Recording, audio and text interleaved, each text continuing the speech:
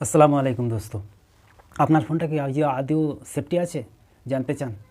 আদৌ কিন্তু সেফটি নেই। কারণ বলছি আপনি কী করি, যে কোনো একটা ইনস্টল করলাম, একটা অ্যাপস ইনস্টল করে সেটাকে রেজিস্টার করার জন্য ইমেল আইডি ফোন নাম্বার দিয়ে রেজিস্টার হয়ে গেলাম।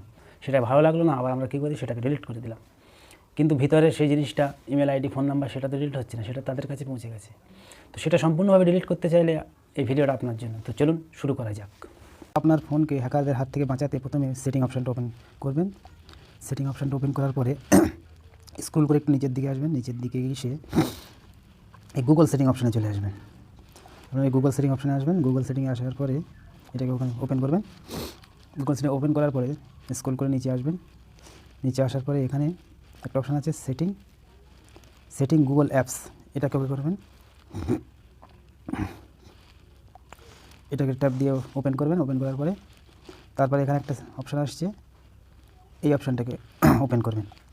ওপেন করলে একটু সময় নেবে। সময় নেওয়ার পরে আপনাকে একটা ইন্টারফেসে নিয়ে আসবে। এই ইন্টারফেসে নিয়ে আসবে, দেখুন এখানে যতগুলো আমি অ্যাপ্লিকেশান রেজিস্টার করেছি এখানে সব টোটাল দেখাচ্ছে, দেখেছেন? তো এরকম আপনাদেরও দেখাবে নিশ্চয়ই। তো যেগুলো দেখবেন অকেজো বেকার, যে সফটওয়্যার থেকে আপনি ডিলিট হয়ে বার হয়ে গেছেন, সেই সফটওয়্যারগুলো খালি একবার এরকম ওপেন করবেন। ওপেন করার পরে দেখবেন এখানে ডিলিট বলে একটা অপশান আসছে, এই ডিলিট অপশানে ক্লিক করবেন। ঠিক আছে? এই ডিলিট অপশানে ক্লিক করলে এখানে কনফার্ম দেবে। এই কনফার্মতে ওকে করবেন।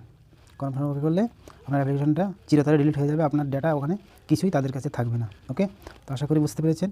এভাবে যতগুলো অ্যাপ্লিকেশন আছে ফালতু, আপনারা এখান থেকে সব ডিলিট করতে পারবেন।